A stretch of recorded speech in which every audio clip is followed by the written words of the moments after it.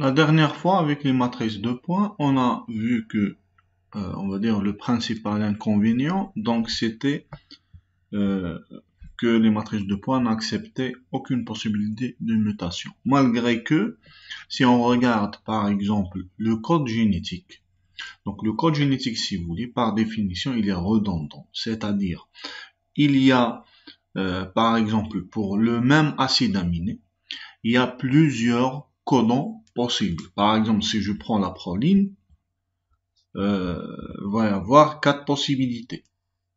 Par exemple, pour la leucine, 4 possibilités. Donc, si vous voulez, il y a une sorte de redondance. C'est-à-dire, pour le même acide aminé, on va avoir plusieurs combinaisons de codons possibles.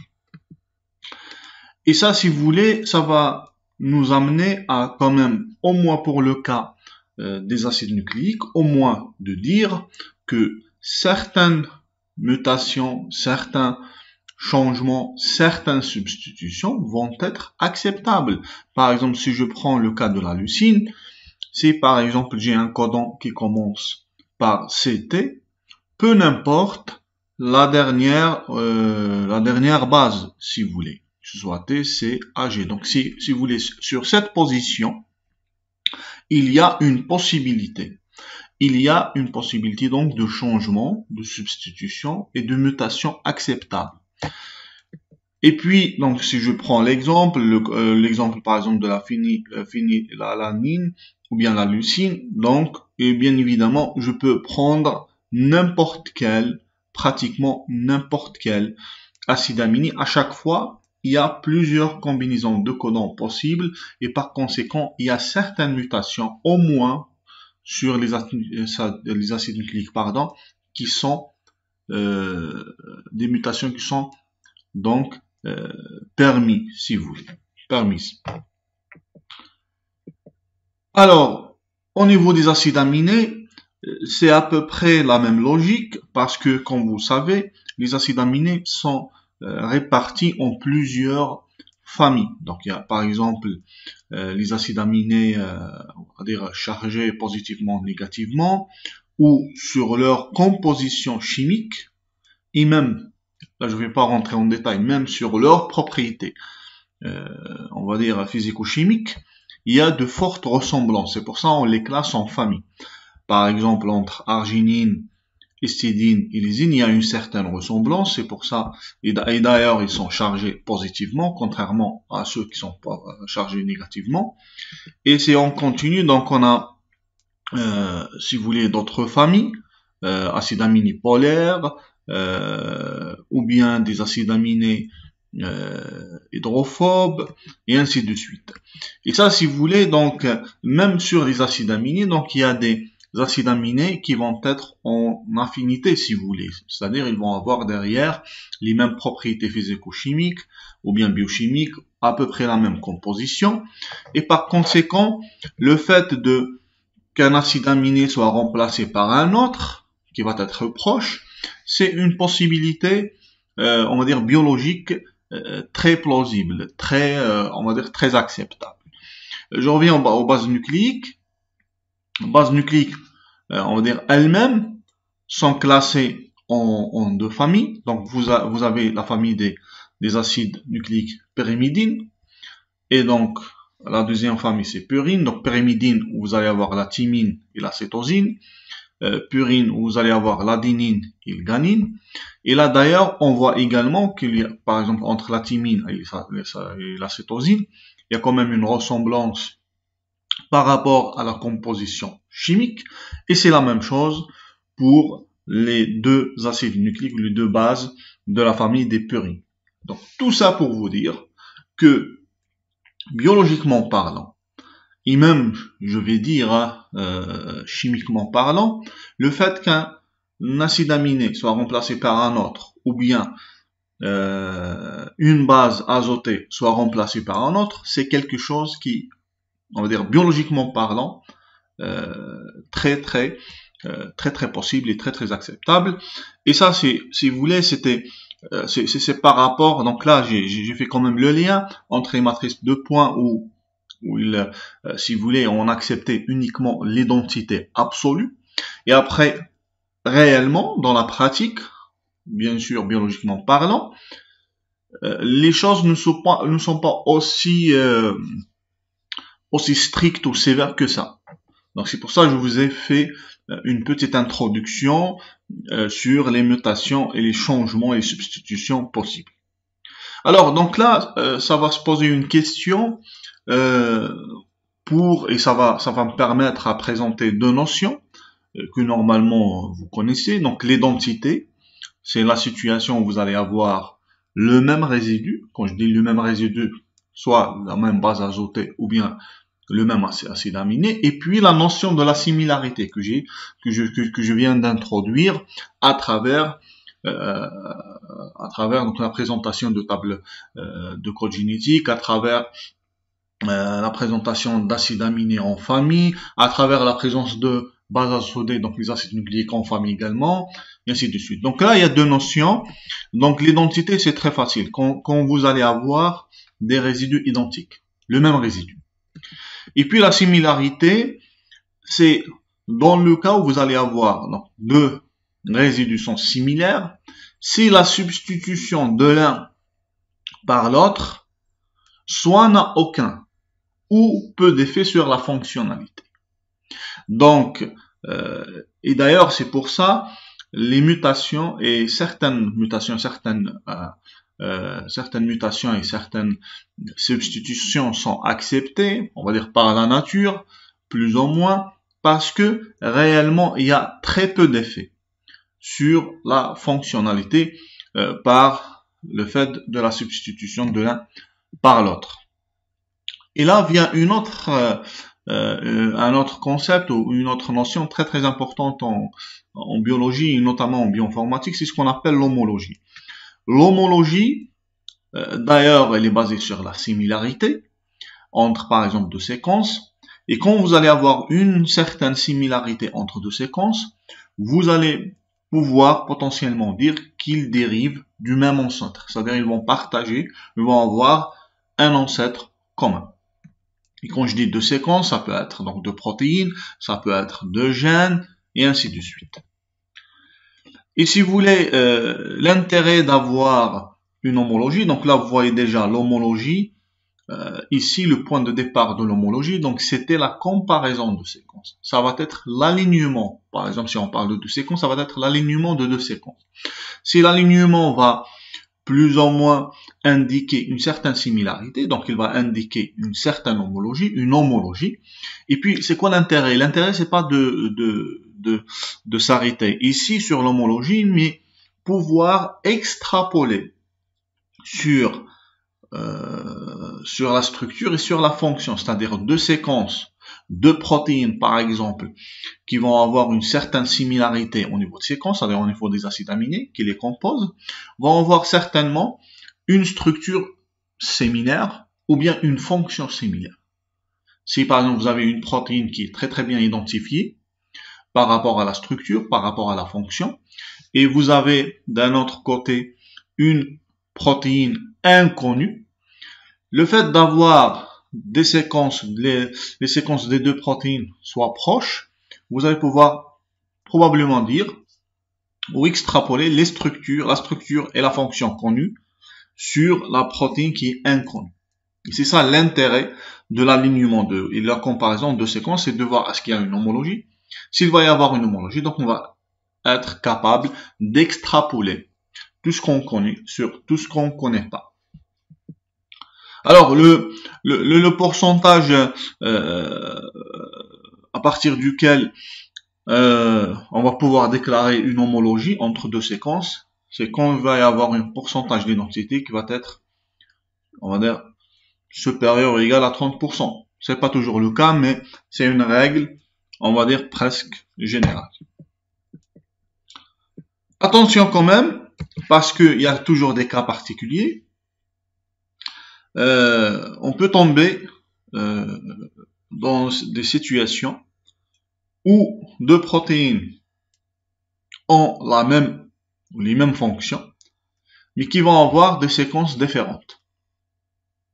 C'est-à-dire, si on compare leurs séquences, on va pas certainement pouvoir déduire une homologie. malgré que, à la fin, elles assurent la même ou les mêmes fonctions. Donc, il faut faire quand même toujours attention. Deux séquences similaires ou proches peuvent ne pas avoir le même ancêtre commun. Ça également, c'est des cas particuliers, des cas exceptionnels, mais ça existe. Alors là, tout ça pour vous dire que l'interprétation biologique, une fois vous faites la comparaison, une fois vous faites un alignement, donc l'alignement, c'est un concept qui fera l'objet pratiquement du dernier chapitre, alignement de séquence. L'alignement va toujours vous donner un résultat. Et puis, c'est à vous de pouvoir interpréter ce résultat. Et c'est à vous, bien il y a des méthodes ou des approches qui permettent de confirmer ou d'infirmer cette homologie possible. Et bien évidemment, donc si vous voulez toute homologie, pour confirmer ou infirmer une homologie, il faut quand même une interprétation biologique. C'est-à-dire par moment, il y a d'autres aspects qu'on doit regarder, qu'on doit creuser pour bien évidemment confirmer ou infirmer cette homologie. Alors le postulat, si vous voulez, pour toute analyse de séquence, c'est que, et c'est ce que j'ai indiqué dans la diapositive précédente, les séquences de deux molécules de fonctions apparentées vont en général présenter des ressemblances. Donc ici, apparentées, c'est-à-dire proches, similaires. Donc, si deux molécules ont plus ou moins des fonctions, on va dire proches ou similaires, leurs séquences vont également présenter des ressemblances, vont être proches. Et puis réciproquement également, deux molécules dont les séquences présentent des ressemblances, c'est-à-dire proches, donc probablement leurs fonctions vont être proches et similaires.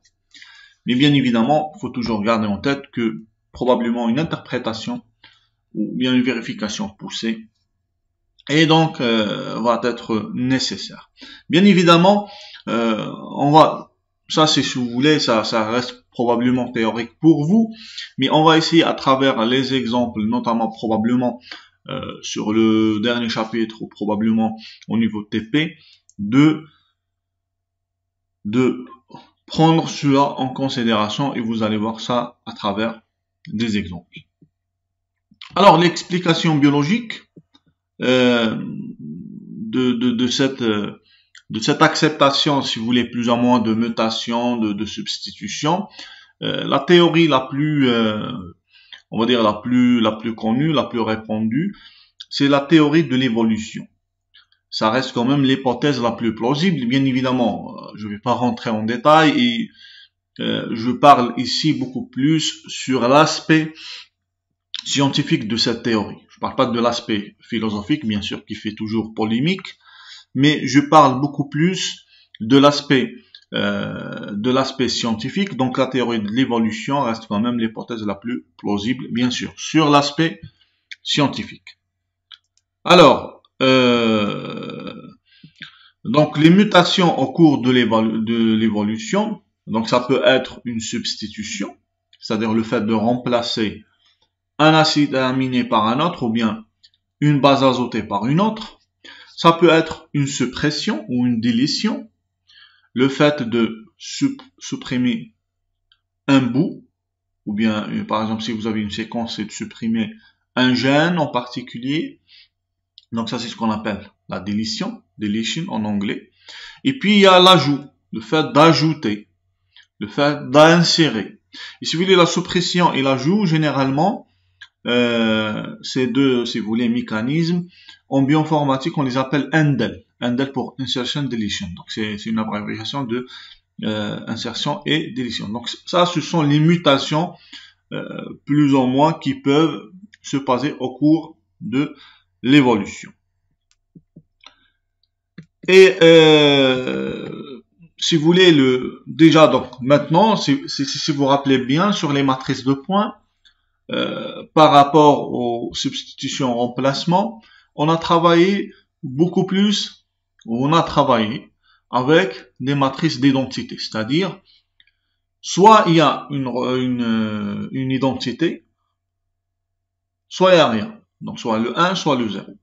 Là, à partir du moment où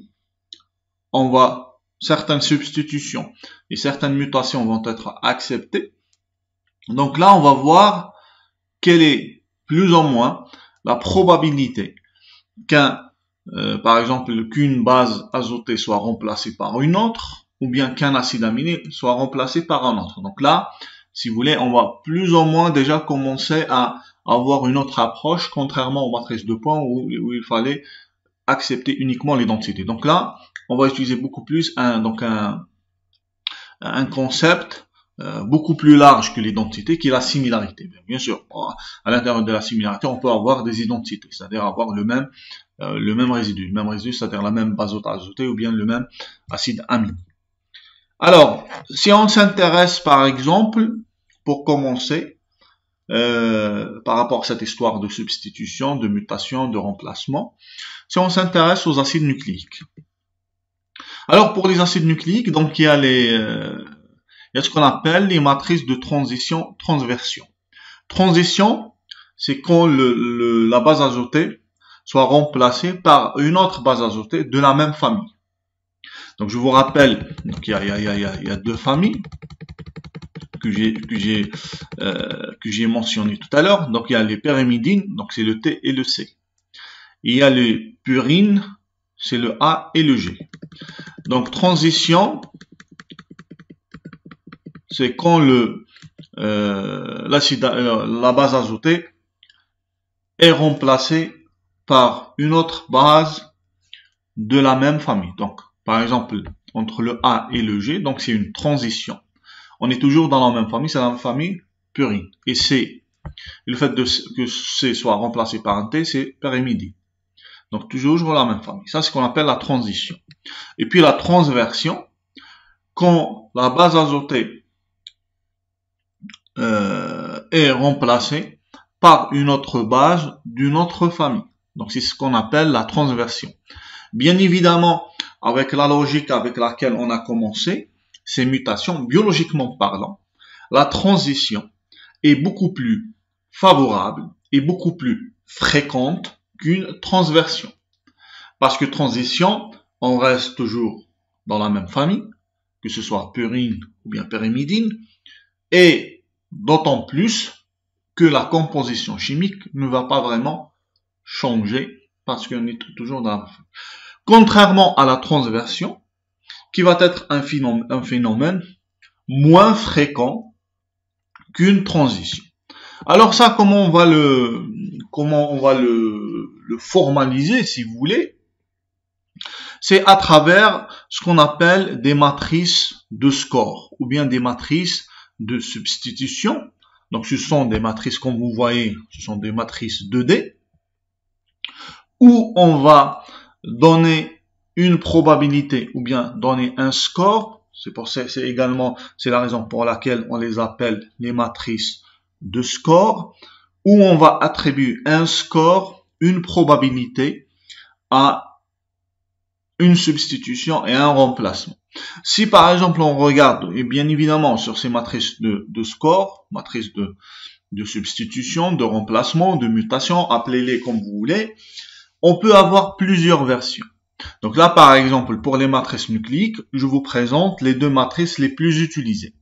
Je commence par la matrice, la première matrice. Donc déjà, ce que je peux observer, c'est que, si vous voulez, le mécanisme le plus favorisé, c'est-à-dire là où je vais avoir les scores les plus élevés, c'est quand, si vous voulez, la base azotée ne change pas. Donc le A reste A, le T reste T, le G reste G et le C reste C. Donc si vous voulez, pour ces possibilités, donc la matrice attribue le score le plus élevé, c'est le 3. Et puis dans un deuxième temps, c'est-à-dire par ordre, il y a, si je vous demande de me dire quelles sont les substitutions les plus on va dire les plus fréquentes entre transition et transversion, vous allez me dire transition. Donc, transition, on va lui affecter un score supérieur à la transversion, donc le 1 et le 0, mais quand même inférieur au fait qu'une base reste la même. Donc ça, c'est une matrice que vous voyez ici. Bien évidemment, les matrices de score n'ont rien à voir avec les matrices de points. Donc je vous rappelle déjà qu'une matrice de points, c'était une matrice qu'on a utilisée pour comparer deux séquences. Matrice de score, c'est une matrice qui va indiquer la possibilité qu'une base, qu'un acide aminé, qu'un résidu soit remplacé par un autre. Et sur le prochain chapitre, vous allez voir comment on va utiliser ces matrices de score, ces matrices de substitution au moment où on va aligner deux séquences ou comparer deux séquences. La deuxième version qu'on utilise également généralement pour les acides nucléiques, c'est toujours la même logique. Le score ou les scores ou la probabilité, même si ici il ne s'agit pas d'une probabilité, mais bon, on va dire score, le plus élevé est affecté au fait qu'une base ne soit pas remplacée, c'est-à-dire reste la même. Et puis transition, et par exemple ici pour la transversion, j'ai fait le choix de pénaliser fortement la transversion en donnant un score négatif. Et vous allez voir comment ce score négatif va vraiment plus ou moins pénaliser les transversions et par conséquent comment il va défavoriser transversion. Donc ça, si vous voulez, ce sont deux versions qu'on utilise généralement pour les acides nucléiques. Donc ça, ce sont des matrices de score qu'on va utiliser au moment de l'alignement. Donc le prochain chapitre. Bien évidemment, il y a d'autres versions, mais ici, ce que je vous demande à retenir, c'est que d'abord, j'ai favorisé l'identité, c'est-à-dire le fait qu'un résidu ne change pas, ou bien reste le même.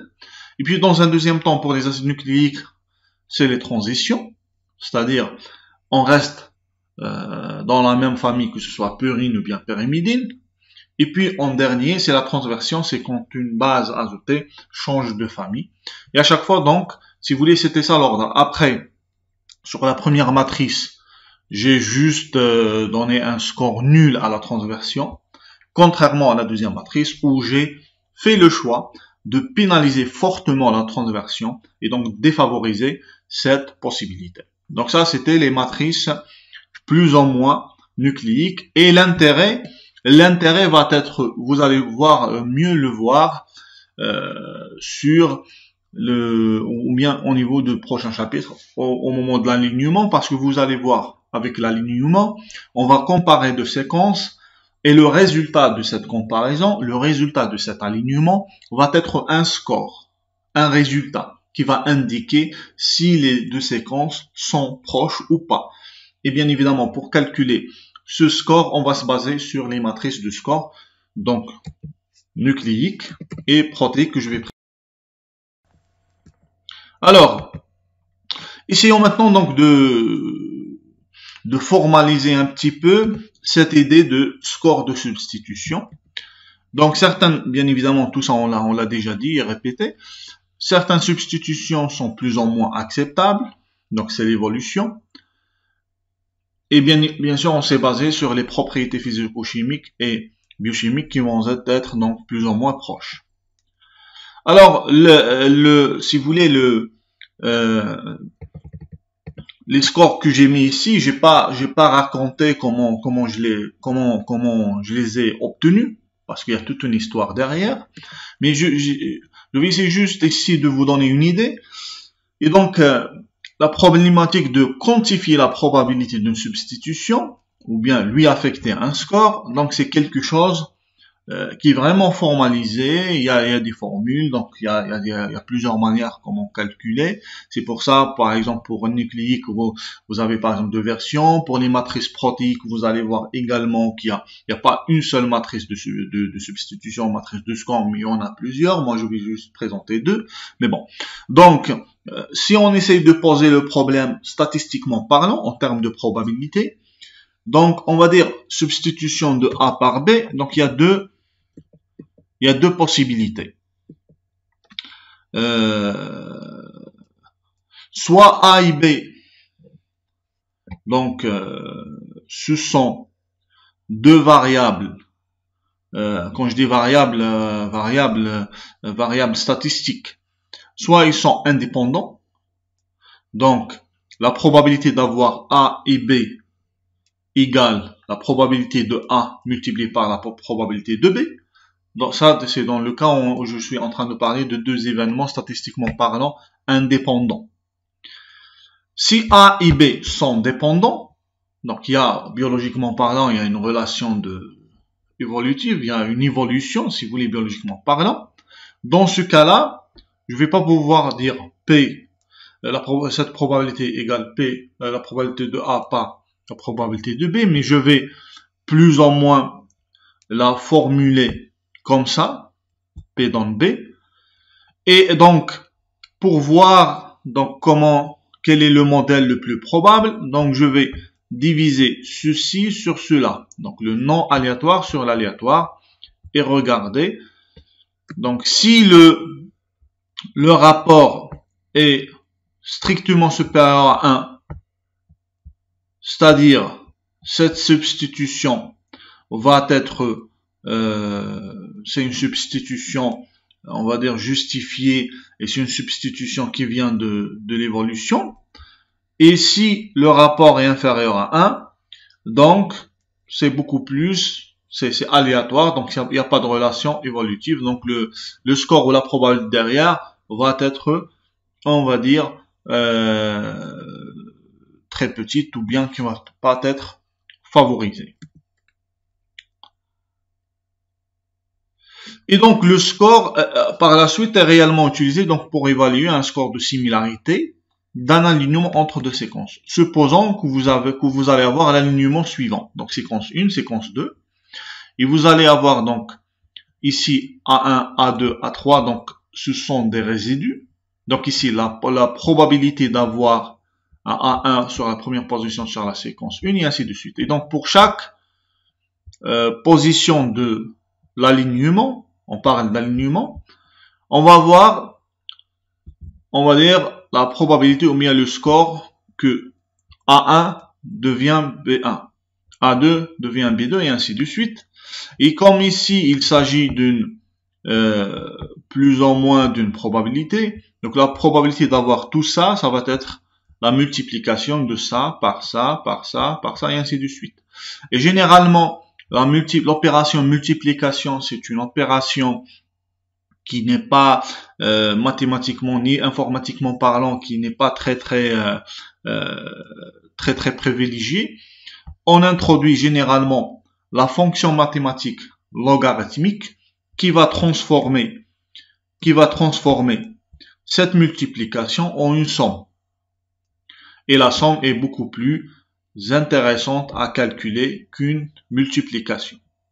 Et du coup, à la fin, donc, vous allez voir donc le score que je vais calculer, le score qui va indiquer donc le score de ressemblance entre deux séquences après un alignement, va être la somme, si vous voulez, de ressemblance entre deux résidus sur chaque position de l'alignement. Mais bon, là probablement les choses ne sont pas probablement très claires, même si j'aurais préféré faire un exemple ici, mais bon, ça c'était juste la partie, on va dire, formalisme, partie formulation, parce que si vous voulez, donc ça c'est comment plus ou moins généralement calculer les scores de substitution. Alors maintenant, je vais déjà commencer à vous présenter deux scores de substitution protéiques.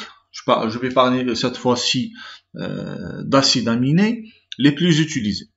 Donc vous avez déjà matrice PAM. PAM, c'est une abréviation de dire Point of Accepted Mutation. Donc quand même c'est un travail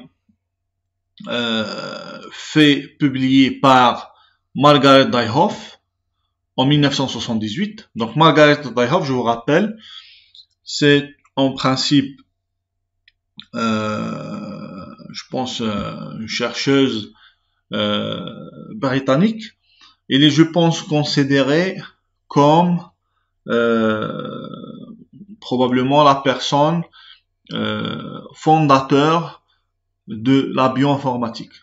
Je vous rappelle qu'il a déjà publié un Atlas of Protein. Atlas of Protein, c'était quoi? C'était pratiquement la première base de données de protéines.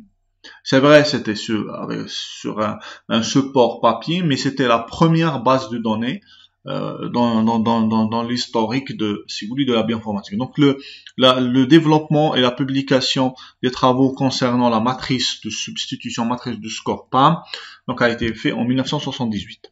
Alors c'est une matrice symétrique, 20 fois 20. Pourquoi 20 fois 20? 20 c'est le nombre d'acides aminés. Donc c'est une matrice symétrique avec bien évidemment 210 comparaisons possibles, parce qu'il y a des comparaisons, on va dire, en double. Alors, pour calculer cette matrice PAM, qu'est-ce qu'on a utilisé comme données? Alors, on a utilisé 71 groupes de protéines, où il y avait 1572 mutations. Alors, donc l'hypothèse, c'était bien évidemment, les protéines d'une famille sont homologues, c'est-à-dire derrière, ils vont partager le même ancêtre. Et on a utilisé, on va dire, des protéines qui sont très très bien préservées par l'évolution, c'est les protéines cytochrome C. Et alors, qu'est-ce qu'on a fait? C'est que, donc comme on va dire, ces protéines cytochrome C sont très très bien préservées. Donc, à l'intérieur, dedans, il y avait donc très très peu de mutations, 1572. Et donc, ce sont les mutations les plus ou moins, les plus présentes. Et donc, à partir de ces données-là, on a essayé de voir quelles sont les mutations les plus favorisées, les plus favorables, et quelles sont si vous voulez, les mutations les moins favorables. Et à partir de ces données-là, on a essayé donc de calculer des matrices de substitution PAM. Parce que vous allez voir que pour le PAM, et d'ailleurs même pour le deuxième type de matrice que je vais évoquer plus tard, on parle de matrice avec S. Donc il va y avoir plusieurs matrices PAM, et vous allez voir, vous allez comprendre la différence entre ces matrices-là. Alors, donc si vous voulez, ce qu'on a utilisé réellement, donc ce sont les arbres phylogénétiques de ces cytochromes C. Et donc, si vous voulez, là, pour vous donner une idée sur la conservation à l'intérieur de chaque groupe, donc il y en a 71, c'est qu'à chaque fois, à l'intérieur de chaque groupe de protéines, si vous comparez les séquences, ou bien les protéines qui font partie d'un groupe, donc, vous avez à peu près 85% des densités. Donc, ça pour vous dire que les protéines à l'intérieur d'une famille, c'était des protéines très très bien préservées avec quelques mutations. Et nous, et on va dire, pas nous, l'approche PAM, c'est qu'à partir de ces mutations, on va voir quelles sont les mutations les plus, on va dire, les plus favorables, les plus favorisées, les plus fréquentes, et quelles sont les mutations les moins, on va dire, les moins fréquentes. Alors, je ne vais pas rentrer en détail dans le calcul. Donc ça, je vais, mais juste ici, c'était un exemple, comment passer de l'arbre phylogénétique à l'alignement, et puis comment calculer plus ou moins le score de pratiquement chaque substitution. Alors là, Alors là, j'aimerais juste s'arrêter sur une notion très très importante sur les matrices de substitution PAM. C'est que généralement, PAM, donc c'est une famille de matrices. Généralement, pour être précis, on va parler par exemple de PAM 1, de PAM 2, PAM 3, PAM 250. Si vous voulez, il va y avoir toujours un chiffre qui va être associé à la matrice, au nom de la matrice. Donc PAM, c'est une famille de matrices de substitution. Et puis si je veux vraiment parler précisément sur une matrice en particulier, je vais dire PAM 1, PAM 2, PAM 250, PAM 100 et ainsi de suite. Alors, quel est le sens de ce nombre qui vient juste après PAM? Par exemple, si je dis PAM 1, c'est-à-dire c'est matrice donc de score, de probabilité, où une seule mutation est acceptée dans chaque 100 acides aminés, dans chaque 100 résidus. Donc, si vous voulez, c'est une matrice où il va y avoir très très peu de mutations. Par exemple, si je vous dis PAM 0, c'est ici. PAM 0, c'est pour dire, toujours si je suis la même définition, où 0 mutation est acceptée dans chaque 100 résidus. Donc 0 mutation, c'est-à-dire je vais tomber sur une matrice d'identité où aucune mutation n'est acceptée. Si je commence à augmenter donc ce nombre, PAM 1, c'est matrice où une seule mutation est acceptée dans chaque 100 résidus. Si j'augmente PAM 50, c'est une matrice de probabilité où 50 mutations sont acceptées dans chaque 100 résidus et ainsi de suite. Bien sûr, là, je vais pas rentrer en détail parce qu'il y a des étapes de normalisation. Parce que ici, par exemple, je vous montre ici la matrice PAM 1 et à chaque fois, donc ça, ce sont des probabilités. Parce que si vous voulez, pour arriver à la matrice finale, donc il y a plusieurs étapes. Et bien évidemment, comme je vous ai montré tout à l'heure sur l'exemple avant le PAM, ici, ce passage-là. Donc ici, on parlait plus ou moins de probabilité et après on est passé sur un score. Un score, si vous voulez, il n'y a pas d'intervalle pour le score. Contrairement aux probabilités où il y a un intervalle, bien sûr une probabilité doit être comprise entre 0 et 1.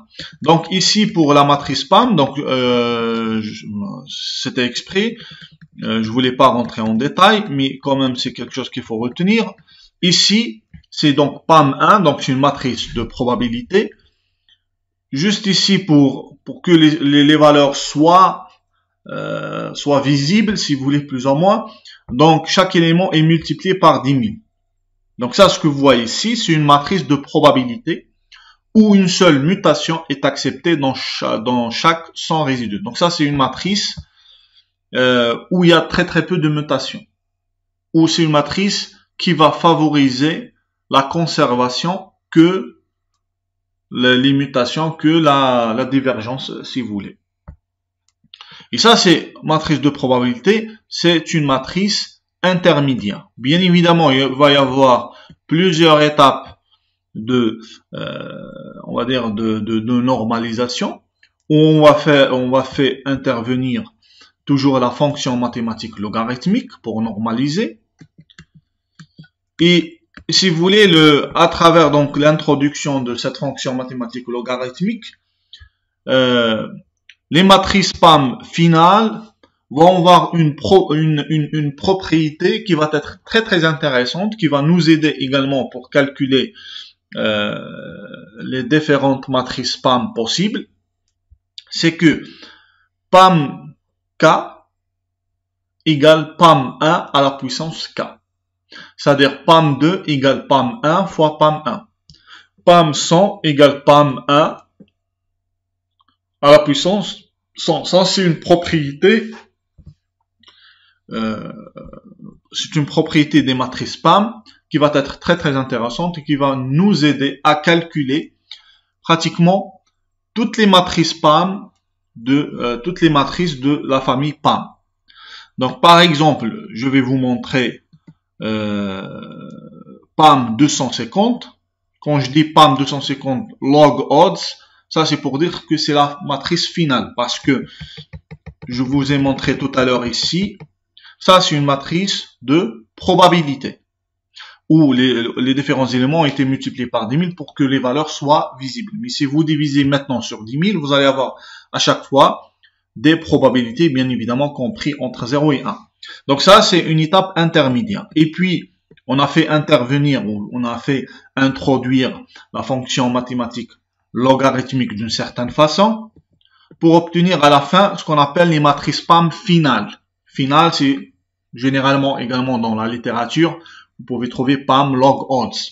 Et donc là, par conséquent, on a obtenu une propriété très très intéressante, c'est que pour calculer PAM K, PAM 100, PAM 250, il faut juste lever à la puissance PAM 1, donc par surnombre. Par exemple, PAM 100 égale PAM à la puissance 100. PAM 250 égale PAM à la PAM 1 à la puissance 250, et ainsi de suite. Et donc là, par exemple, si je vous montre la matrice finale de PAM 250, PAM 250, c'est pour dire que sur les données qu'on a utilisées pour construire cette matrice, on a accepté 250 mutations dans chaque 100 acides aminés. 250 mutations dans chaque 100 acides aminés. Probablement, vous allez me dire, 250 mutations dans 100 acides aminés. Comment normalement, ça devrait être le 100 maximum. Mais par exemple, si un acide aminé mute plusieurs fois, donc, si vous voulez, PAM 250 est possible. Donc, PAM 250, c'est pour dire qu'il va y avoir 250 que dans les données qu'on a utilisées, dans les familles de protéines de cytochrome C qu'on a utilisées, on a choisi, on va dire, un jeu de données où on a accepté 250 mutations dans chaque 100 acides aminés. Et puis, ce que vous voyez ici, c'est la matrice finale, c'est la matrice de score. Donc là, si vous regardez bien, j'ai uniquement des scores. Ce ne sont pas des probabilités. Matrice de probabilité, donc c'était une matrice intermédiaire. Donc là, je parle bien évidemment d'une matrice finale. Et donc, sur la matrice finale, si je fais déjà une première observation, c'est que je vais voir, il y a des valeurs strictement positives, il y a des valeurs nulles, il y a des valeurs négatives.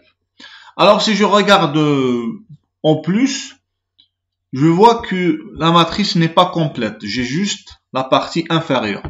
Ça, rappelez-vous bien, sur la première diapositive des matrices PAM, j'ai dit que les matrices de substitution PAM, en l'occurrence, sont symétriques. C'est-à-dire la partie supérieure est exactement la partie inférieure. Donc c'est pour ça, généralement, sur la présentation d'une matrice de substitution, on va dire généralement protéique, on va juste présenter une partie, soit la partie inférieure, soit la partie supérieure. Ce qu'on peut également observer, c'est que la diagonale va avoir les valeurs les plus élevées pour chaque acide aminé. Et ça, c'est tout à fait normal parce que la diagonale c'est là où je vais trouver le score que l'acide aminé en question reste le même, ne change pas. Par exemple, si je prends la cystéine, donc qu'est-ce que je vais attribuer au fait que le C reste C? C'est 12. C'est comme ça qu'il faut lire la matrice. Quel est le score que je vais attribuer à la sérine au fait que la sérine reste la sérine? C'est 2, et ainsi de suite. Donc ici, par exemple, les valeurs les plus élevées, donc je vais avoir la cystéine, et d'ailleurs c'est un acide aminé qui est très bien conservé. Ça, c'est connu. Il y a également tryptophane, je pense. Tryptophane, c'est également avec une valeur très élevée. Si je regarde à l'intérieur, c'est-à-dire, je vais éviter, c'est là où je vais commencer à parler vraiment de substitution. Quelles sont les substitutions les plus favorables? Par exemple, là, je vois, il y a la valeur 7 ici. Alors, c'est le score donné à la substitution de la phénylalanine par la tyrosine, c'est le Y. Et réellement, si je reviens à la famille, par exemple, rappelez-vous bien, phénylalanine et la tyrosine. Si je reviens à la famille d'acides aminés que j'ai présenté tout à l'heure, je vais voir que la phénylalanine et la tyrosine font partie de la même famille. Donc, ceci est très cohérent avec tout ce que j'ai présenté et à tout ce que on connaît déjà. Donc, toujours PAM 250. Donc, le fait que phénylalanine soit remplacée par la tyrosine ou l'inverse, parce que si vous voulez ici, ça se lit dans les deux sens. C'est pour ça la matrice est symétrique. C'est-à-dire, ce que vous voyez ici comme score, c'est le score attribué à la substitution de la phénylalanine par la tyrosine, ou bien la substitution de la tyrosine par la phénylalanine. Donc, ça peut se lire dans les deux sens. Après, vous allez avoir également des valeurs nulles. Nulles pour dire que cette substitution est plus ou moins neutre. Et puis, vous allez avoir des valeurs négatives pour vous dire que cette substitution n'est pas favorisée ou bien est défavorisée. Bien évidemment, par exemple, si je prends le cas de la cystéine, à partir du moment où l'acide aminé, cystéine, c'est un acide aminé très bien conservé. Donc, sa substitution par, ou bien son remplacement par d'autres acides aminés va être, on va dire, défavorisé. Et c'est ce que vous voyez ici sur la colonne de la cystéine. Pratiquement, vous avez des valeurs négatives un peu partout. Et ainsi de suite. Par exemple, si je prends une autre valeur positive, entre par exemple ici le 4, c'est entre le M et la leucine. Alors, si je reviens à la famille, aux familles de, alors, le M, donc c'est le méthionine, avec la leucine. Donc, ils font partie de la même famille. Et ça, si vous voulez, ça se reflète parfaitement sur, bien évidemment, sur la matrice de score obtenu. Bien évidemment, ici, on parle de PAM 250. Bien sûr, après, il y a tout un débat sur comment fixer ce chiffre. Imaginons que je vais avoir deux séquences à aligner, deux séquences à comparer. Comment, déjà, par exemple, si déjà je décide d'utiliser la famille de matrices PAM, comment je vais choisir ce nombre? Alors, généralement, ça dépend. Si vous voulez vraiment favoriser la conservation, il faut utiliser PAM avec un nombre très réduit de mutations acceptées. Si par exemple, vous êtes devant la situation où probablement il y a eu beaucoup de divergences entre les deux séquences, dans ce cas-là, il faut favoriser un nombre élevé de mutations possibles. Alors, donc ça, c'est une version de matrice PAM avec, je pense, 20 éléments. On va les compter. 1, 2, 3, 4, 5, 6, 7, 8, 9, 10, 11, 12, 13, 14, 15, 16, 17, 18, 19, 20. Il y a dans la littérature et dans certaines références, on peut utiliser des matrices de 23 par 23. On va ajouter 3 lettres. B, Z et X. Donc B, Z et X en soi, ça ne représente pas d'acide aminé. Mais généralement, pour avoir au lieu d'avoir la possibilité d'un seul acide aminé, c'est avoir un acide aminé ou un autre. On va utiliser par exemple le B. Et après le Z ou le X, c'est dans le cas où l'acide aminé est inconnu. Donc je ne vais pas rentrer en détail, mais par moment, dans la littérature ou bien sur certains logiciels, on peut utiliser des matrices PAM qui font une taille de 23 par 23. Donc, ce qu'il faut retenir pour la famille de matrices PAM, donc ce sont des matrices où on a utilisé donc la famille de protéines cytochrome C pour les construire. On a utilisé beaucoup plus précisément les arbres phylogénétiques, donc je ne voulais pas rentrer en détail. Et puis le nombre qu'on va, si vous voulez, ajouter pour chaque matrice PAM, PAM 1, PAM 50, PAM 100, PAM 250, à chaque fois c'est le nombre de mutations acceptées dans chaque 100 résidus, bien dans chaque 100 acides aminés. C'est-à-dire quand on dit PAM 250, c'est qu'on a utilisé des données où on a accepté 250 mutations dans chaque 100 acides aminés. Maintenant, on va passer sur la deuxième famille de matrices de score, matrice de substitution, matrice de poids. On peut également appeler ces matrices de score matrice de poids. Donc, la famille de matrices Blossom. Alors, Blossom, donc, c'est une abréviation, Blocks Substitution Matrix. Alors, c'est un travail beaucoup plus récent que les matrices PAM. Ils sont actuellement les matrices de substitution ou bien les matrices de score les plus utilisées. Donc, c'est un travail d'un scientifique appelé, qui s'appelle Henikoff. Donc, c'est un travail de à peu près 1992. C'est toujours une matrice symétrique, 20 x 20. Donc, et à l'intérieur de cette matrice, de la même façon qu'avec la famille de matrices PAM, on va avoir des scores de substitution entre les acides aminés. Alors, la base de données qu'on a utilisée se trouve, donc c'est la base de données Blocks, qui se trouve sur ce lien. Pour la famille de matrices Blossom, on a utilisé beaucoup plus de données.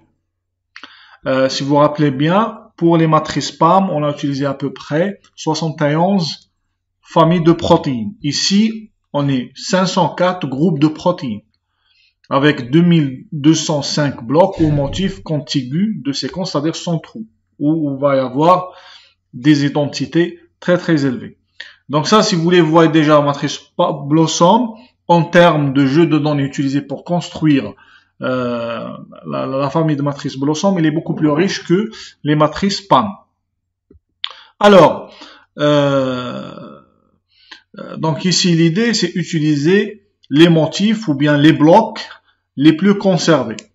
Et vous allez voir également que pour le Blossom, donc Blossom c'est une famille de matrices. Après, si on veut préciser une matrice Blossom en particulier, il faut ajouter un nombre également. Il faut dire Blossom 5, Blossom 20, 80.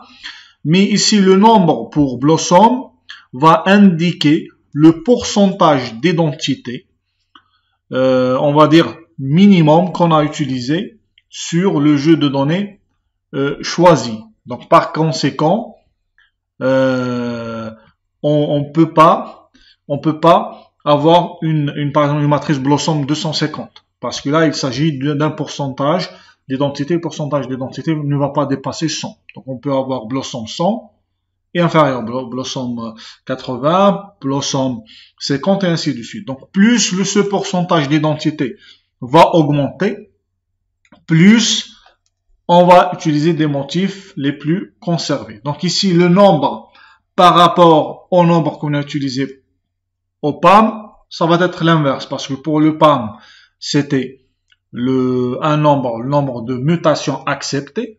Et quand je dis mutations acceptées, c'est-à-dire qu'il va y avoir moins d'identités, contrairement à la famille de matrices Blossom, où le nombre ici va indiquer un pourcentage. Donc plus ce nombre d'identités est élevé, plus le jeu de données qu'on a utilisé est plus conservé.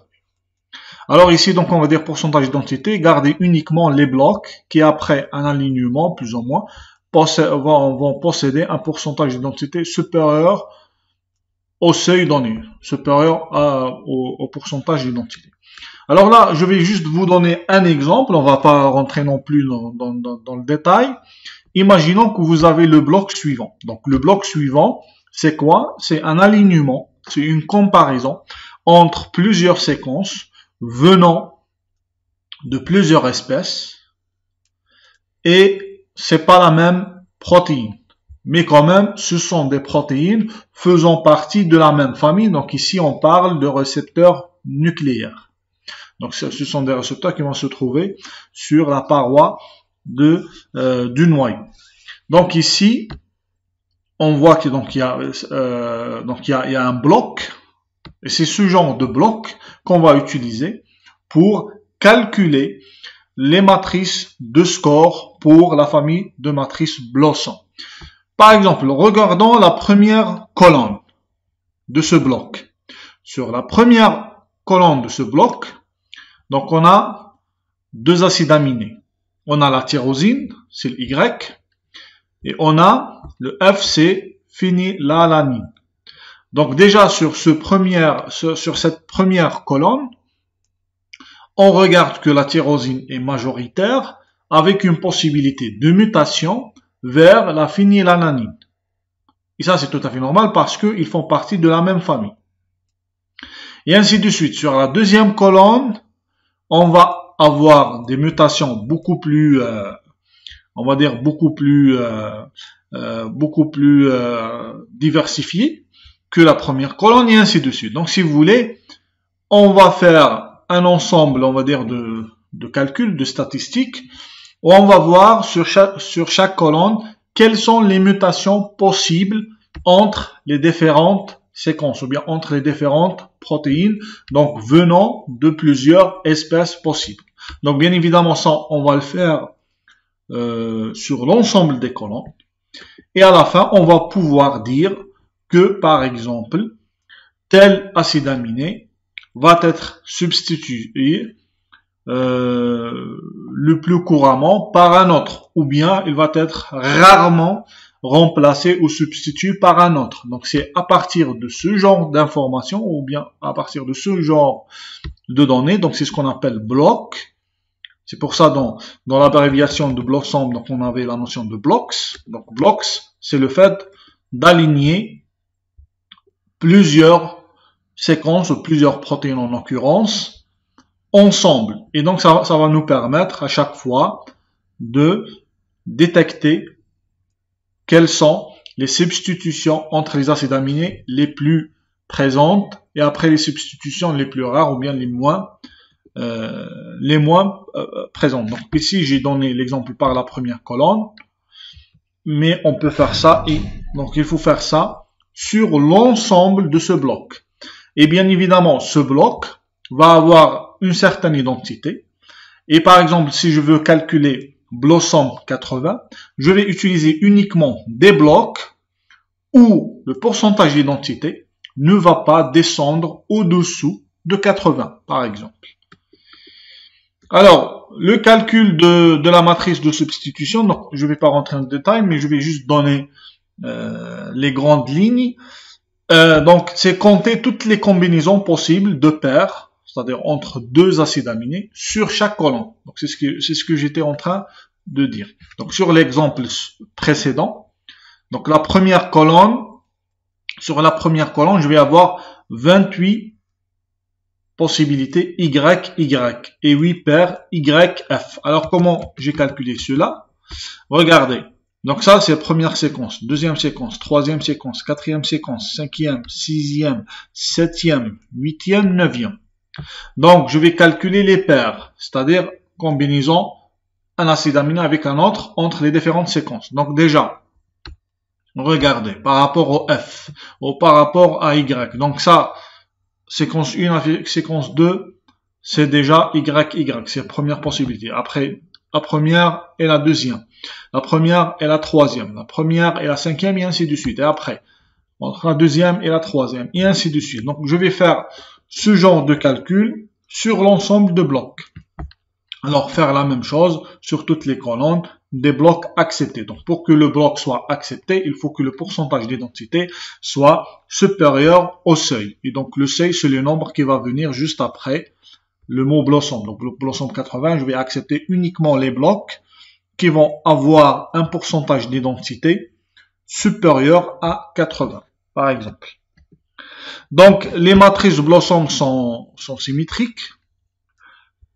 C'est-à-dire, qu'est-ce que cela veut dire? Le fait que A soit remplacé par B ou bien B par 1, c'est la même probabilité, c'est le même score derrière. Alors, il y a dans la façon qu'on va utiliser pour calculer les probabilités dans un premier temps et après les scores, on va utiliser plus ou moins la même approche. Donc, c'est analogue aux matrices PAM. On va introduire la fonction mathématique logarithmique qui va nous permettre de rendre ou de transformer les probabilités en score. Alors, il y a bien évidemment d'autres étapes de normalisation. Prenons un exemple par la matrice Blossom 62. Donc ça, c'est la matrice finale. Donc c'est la matrice de score ou bien c'est la matrice de poids. Alors là, donc c'est symétrique. Donc c'est pour ça, à chaque fois, on va juste représenter ou présenter soit la partie inférieure, soit la partie supérieure de la matrice parce que c'est une matrice symétrique. Alors toujours, et c'est la même logique que les matrices PAM, sur la diagonale, on va voir les valeurs les plus élevées. Parce que, si vous voulez, sur l'évolution ou bien dans la nature, il est préférable que l'acide aminé reste le même. Ça, c'est quelque chose qui est le plus courant, et le plus fréquent. Alors, donc là, par exemple, je vois quand je regarde quels sont les acides aminés les plus conservés. Donc, il y a déjà le tryptophane. Et puis, par exemple, il y a la cystine. Ça rejoint un petit peu ce que j'ai déjà observé sur la matrice PAM 250. Donc ici, c'est une matrice Blossom 62, c'est-à-dire j'ai choisi ou j'ai gardé uniquement les blocs ayant un pourcentage d'identité 62. Donc si vous voulez, ça c'est adapté pour des séquences plus ou moins conservées. Parce que va se poser également la question, comment je vais choisir ce nombre? Est-ce que je vais choisir Blossom 60, 40, 10, 80? Donc cela va dépendre des séquences que vous voulez analyser. Si par exemple vous allez avoir des séquences qui vont être très très bien conservées, donc il faut favoriser un Blossom très élevé, Blossom 80, 90, 70. Si vous allez avoir des séquences divergentes, il faut préférer, pour ne pas trop pénaliser l'alignement derrière, il faut préférer probablement des Blossom avec des valeurs moins élevées, c'est-à-dire Blossom 30, 40 et ainsi de suite. Alors, par exemple, ce que j'ai pris tout à l'heure sur la famille de matrice PAM, par exemple, j'ai comparé la phénylalanine avec la tyrosine. Donc, je vais essayer de regarder la même chose et de voir quel est le score correspond à cette substitution. Alors, phénylalanine, je sais pas pourquoi, mais bon, on va faire ça. Donc, où j'en étais? J'étais là. Bien là. Donc, la phénylalanine avec la tyrosine va avoir le score 3. Donc, c'est un score positif. Un score positif, cela va indiquer une substitution favorable, ou bien présente, ou bien fréquente. Et si vous voulez ici le sens, la signification, si vous voulez, de valeur positive, valeur négative et valeur nulle, elle est la même, que ce soit sur les matrices PAM ou bien sur les matrices Blossom. Si le score est supérieur, strictement supérieur à 0, c'est que la substitution est favorable, favorisée et fréquente. Si les valeurs sont négatives, cela veut dire que la substitution est défavorable. Si les valeurs sont nulles, donc là on est dans une situation plus ou moins neutre. Par exemple, si je prends la cystéine, pour la cystéine, donc sur la colonne de l'acide aminé cystéine, donc je vais avoir pratiquement que des valeurs négatives. Et ça, c'est tout à fait normal parce que l'acide aminé cystéine, c'est parmi les acides aminés les mieux conservés par l'évolution. Donc, qui mutent, je ne vais pas dire jamais, mais qui mutent très très rarement. Et c'est le même cas pour la tryptophane. Alors, si on s'amuse un petit peu de faire au moins une comparaison ou bien une analogie entre la famille de matrices PAM et la famille Blossom. Alors, déjà, la question qui va se poser, quelle est la matrice que je vais choisir?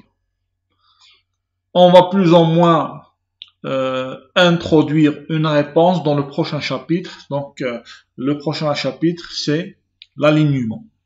Mais bon, actuellement, on utilise beaucoup plus les matrices Blossom que les matrices PAM parce que les matrices Blossom sont beaucoup plus récentes, où on a utilisé plus de données pour les construire, pour calculer leur score de substitution, même si pour les matrices PAM, on essaie d'actualiser de temps en temps. Alors la correspondance, donc si vous voulez, il y a une équivalence plus ou moins entre les deux. Alors l'équivalence, donc si on s'amuse à plus ou moins représenter deux situations possibles, la situation où je vais avoir une faible divergence, c'est-à-dire une sorte de conservation, et puis deuxième situation, c'est là où je vais avoir une forte divergence.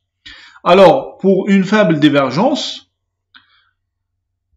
il faut préférer d'utiliser des Blossom avec des valeurs très élevées.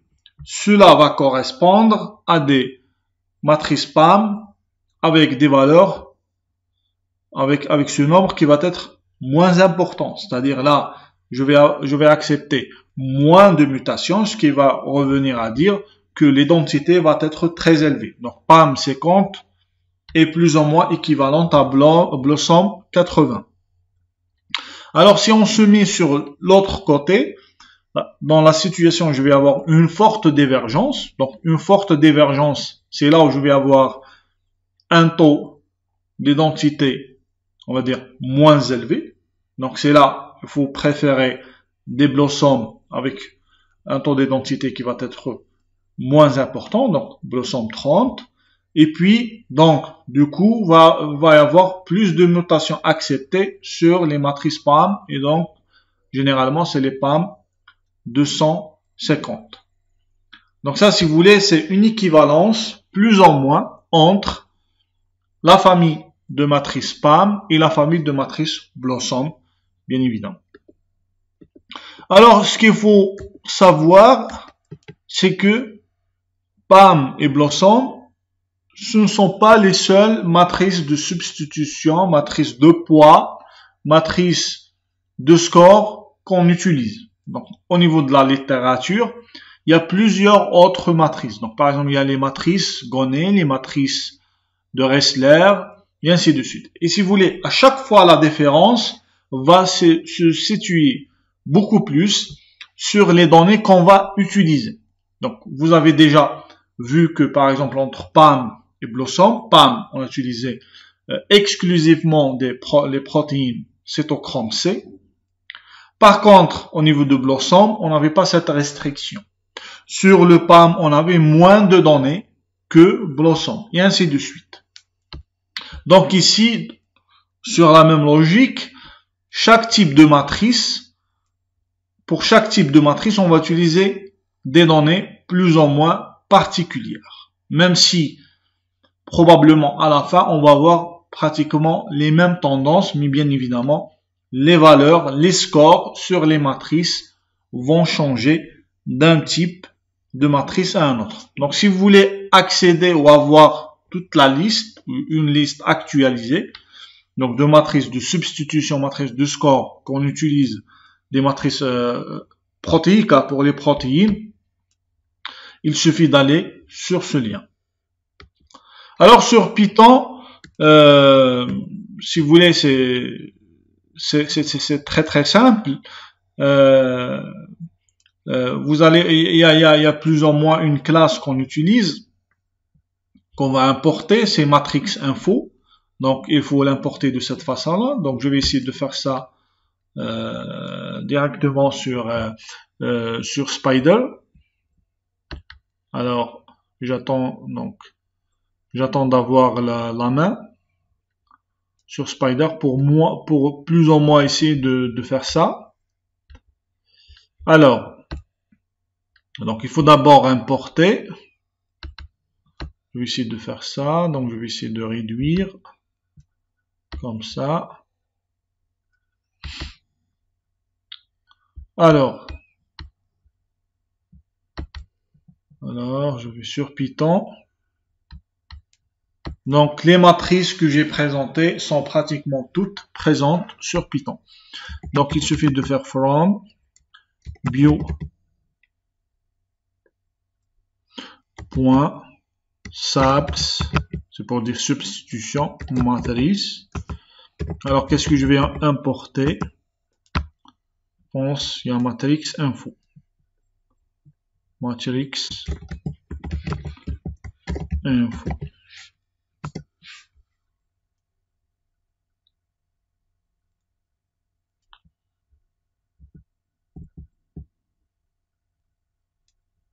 Alors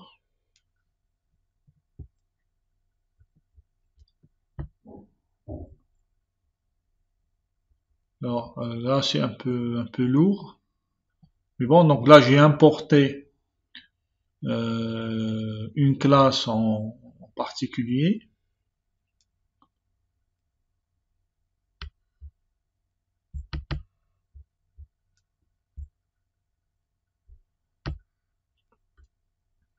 C'est bon. Donc maintenant, par exemple, si j'essaie de récupérer une matrice en particulier, donc matrix info point, par exemple Blossom 62. Donc là, plus ou moins, j'ai mis l'ensemble de la matrice Blossom 62 dans la variable matrix. Maintenant, si je fais matrix, j'essaie de l'afficher. Donc là, il a affiché. À chaque fois, je vais avoir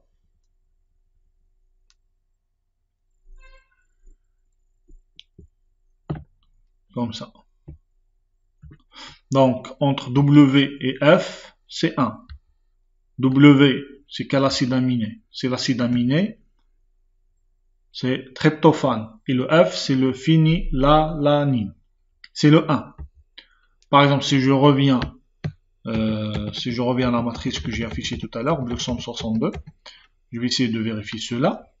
Donc, ça va être entre la tryptophane, donc TRP, et le F. Donc, tryptophane, c'est ici.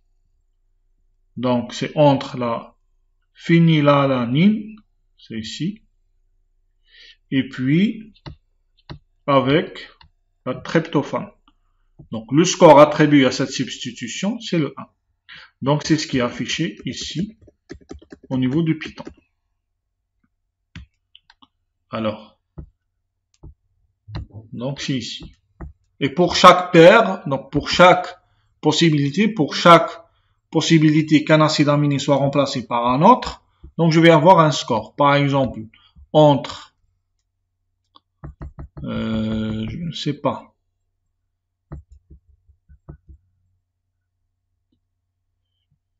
donc par exemple entre isoleucine et histidine, donc c'est une substitution défavorable, donc c'est le moins 3. À votre avis, quel est le type de données de la variable matrix? À votre avis, quand vous voyez comme ça. Ça vous rappelle rien? On va faire type. Donc c'est la question ici. Le type de données donc en Python de cette matrice là. Donc on va faire ça. Comment on va pouvoir vérifier cela? Il suffit d'écrire type matrix. Alors c'est un dictionnaire.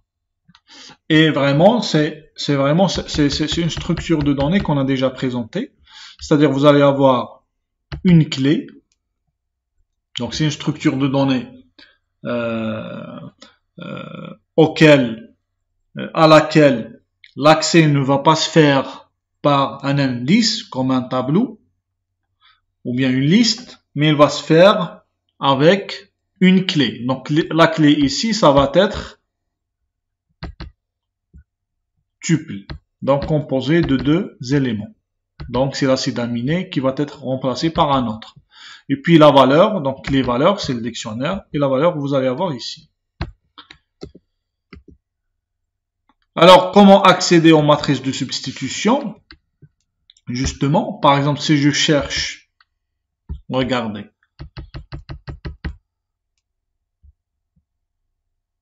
Alors, le A,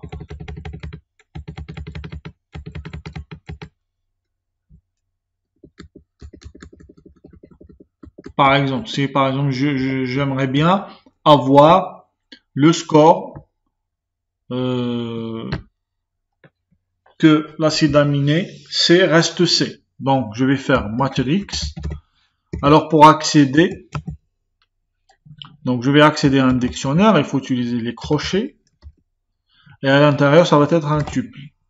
Donc je vais dire, ça va être entre le C, majuscule, virgule, C. Alors, quel est le score attribué sur le Blossom 62 pour cette paire, si vous voulez. Donc, c'est la valeur 9.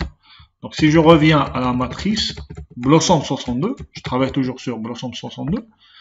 Alors, pour le C et le C, ça va être la valeur 9. Donc, c'est ce qui est affiché au niveau de Python.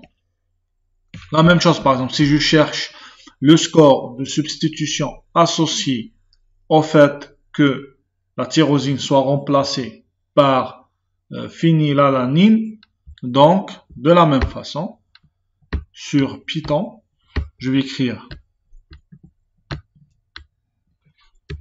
matrix, crochet, et puis tuple, et donc là je vais préciser Y, F. Et donc ça va donner la valeur 3. C'est ce que j'ai trouvé tout à l'heure, c'est ce qui était affiché sur Blossom 62. Donc entre le F et le Y et le F, c'est la valeur 3. Donc qui correspond à la substitution de F par Y. Donc c'est la valeur que j'ai retrouvée ici. Donc c'est la valeur 3. Et ainsi de suite. Bien évidemment ici, au moment de la création de cette variable, donc qui est matrix, qui est de type dictionnaire sur Python, je pouvais préciser un autre type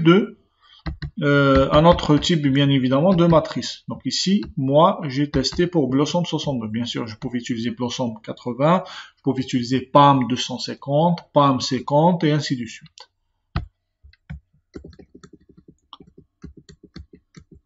Alors là, j'ai pratiquement terminé. Donc là, vous avez toutes les références bibliographiques, que ce soit livre ou bien webiographie, que j'ai utilisé. Bien évidemment, le support de cours est disponible sur l'espace Moodle de ce module.